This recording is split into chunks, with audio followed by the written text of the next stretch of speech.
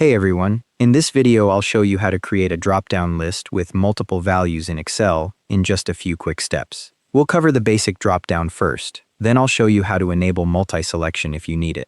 First, prepare your list of values.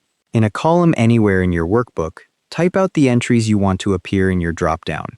One item per cell with no blank rows between them. For best results, select any cell in that list and press Ctrl+T to convert it to a table.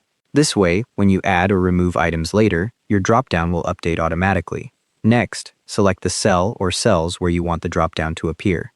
Go to the Data tab on the ribbon, then click Data Validation in the Data Tools group. The Data Validation dialog box opens.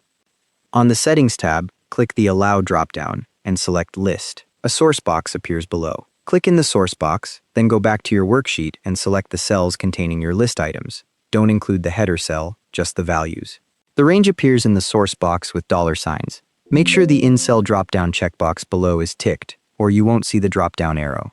Click OK. You'll now see a small arrow on the right side of your cell. Click it, and you can select from your list.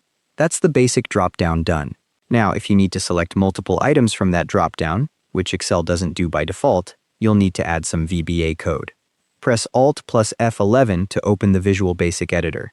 In the Project Explorer pane on the left, find your worksheet name, right-click it, and select View Code. A blank code window opens on the right. You'll need to paste in a multi-select VBA script. There are plenty of free examples on sites like AbleBits or Contextures.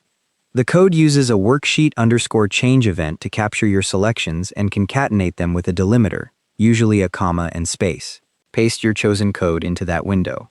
Close the VBA editor by pressing Alt+Q. Back in Excel, save your file as an Excel macro-enabled workbook. That's the .xlsm format. The file won't work with macros as a standard .xlsx file. Now test it. Click your dropdown, select an item, then select another item from the same dropdown. Both selections appear in the cell, separated by your delimiter. If you reopen the file later, you'll need to enable macros when Excel prompts you. 2 quick notes. If you used a table for your source list, adding or removing items will update the dropdown automatically. And remember, data validation isn't foolproof. Users can still paste over it or use Clear All from the Home tab. And there we go, dropdown list with multiple values done. Thanks for watching.